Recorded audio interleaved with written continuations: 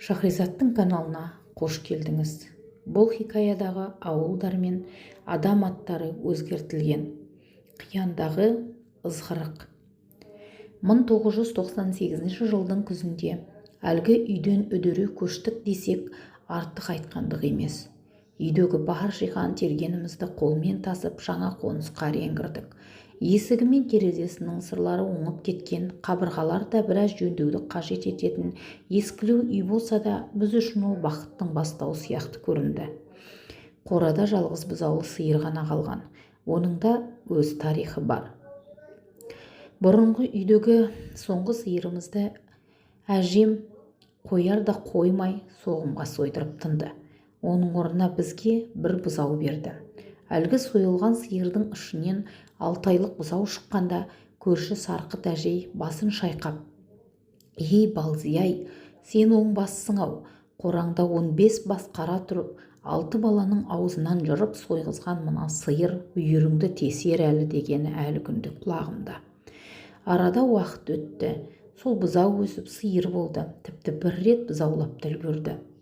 Осыдан 2 жыл бұрын әпкем тұрмысқа шыққан болатын. Бірақ тағдыр оған жақсы жарды бұйыртпады. Күйеуі араққа салынған адам болып шықты. Өздері ғана емес, бүкіл әулеті ішетін. Ішімдік кірген үйден ырыс қашады деген сөздің шындығын сол шаңырақтан көрдік. Ақыры қақаған қыста қолына кішкентай баласын ұстатып, әпкемді үйден қуып жіберді. Амалсыз өз үйімізге әкелдік. Артынан күйеуі де еріп келді. Таң атқаннан күн батқанша шиеді әлгісі. Жұмыс істемейді. Үйдегі інілерім мыс, алюминий, темір теріп сатып, нәпақа тауып жүргенде ол үйде шалқасынан жатады. Соның өзінде ешкім оған қатты сөз айтпайды. Бірақ ол сонысымен тоқтамайды.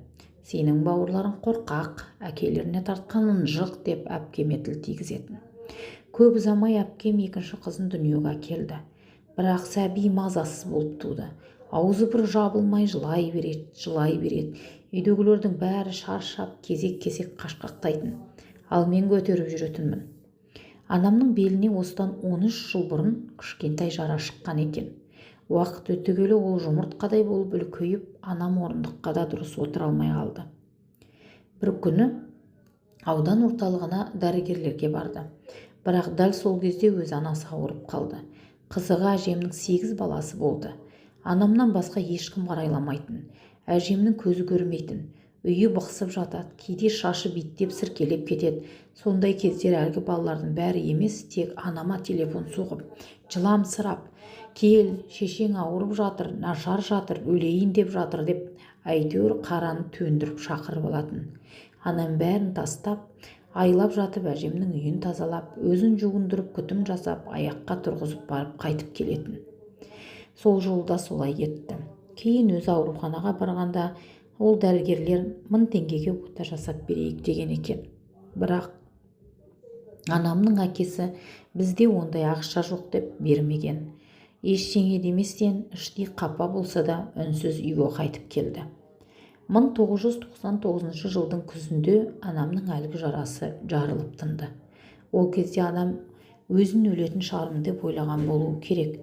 Үйде 15 күндей төсек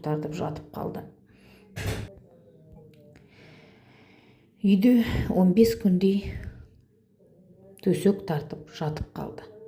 Ақыры ауылдың фельдшерін шақырдық. Мінезі ауырлау, өсекке жақын әйел еді. Бірақ анамның тоқтамай аққан қан аралас іріңін көргенде өңі өзгеріп кетті. Мұны тез онкологияға ауруханасына апарыңдар деп жолдама жазып берді. Анамды қалаға апару үшін үйдегі жалғыз сиырды сойдық. Сол кезде даудың басы Дайрабайдың көк сиыры деген мақалдың мәнін өмірдің өзі ұқтырды. Анамды алып кеткен бойда үйге Зағипа жетіп келді. Бізден 5 үй әріректе тұратын саудагер әйел былтыр анам бізге мектепке киім алып беремін деп содан қарыз алған еді. Балаларға берілетін жәрдемақы 1 жыл бойы кешігіп қарызды қайтара алмай жүрдік. Зағипа күн сайын келіп қарғап-сілеп кетеді. Бір күн бұрын ақшаның орнына сиырларыңды беріңдер деген. Біз келіспедік. Енді анам ауруханаға кетісімен жетіп келіп, бүкіл ауылды басына көтерді. Көршілердің бәрі шарбақтан сүйеніп қызық көріп қарап тұрды. Әкемді шақырдық. Зағипа айғайлап, ақшамды бер, қалай алдыңдар солай тауып беріңдер, өңшең қайыршылар деп қылқына сөйледі. Әкем сабырмен ғана, қайдан табайын? Қатынды ауруханаға жібердім. Сенің айтты екен деп оны үйде өлтіріп қоям ба енді? Онда үйлеріңді босатыңдар, баспаналарыңды беріңдер. Жоқ, бере алмаймыз. Онда арқан әкел, асылып өлем. Әкем қабағында шытпастан бізге қарай қарап, қоя бер деді. Біз бәріміз ду күлдік. Ол кезде әкемнің сабыры мен қайраты бізге нағыз ерлік болып көрінді. Ертесіне күтпеген жерден балалардың 1 жылдық жәрдемақысы түгел келді. Әкем ақшаны қолына ұстап, бір қап ұнның ақшасын ғана алып қалайын. Үйде ұн жоқ, қалғаны сенікі деген. Бірақ Зағипа қақиған күйі үндемей бұрылып жүре берді. Кейін барып бір шындықты бетін аштым. Бұрында анамды дәл осылай қыспақ қалғанда анам байғұс жылап жіберген екен. Ал сол жанжалдардың артында тағы да әкемнің қатыгез мінезді анасы тұрғанын кейін білдік. Ол Зағипаны айдап салып, жалғыз сиырын алмасаң, басындағы үйін ала алмасаң, біздің қатыннан саған қарызды қалай қайтарсың? Сотқа бер деп отқа май құйып қоя береді екен. Сонда мен өмірдің тағы бір ащы сабағын ұқтым. Кедейлік адамның қалтасын жұқартады, ал қатыгездік жүрегін жұқартады. Байлықтың өлшемі малда емес, мейірімде екен.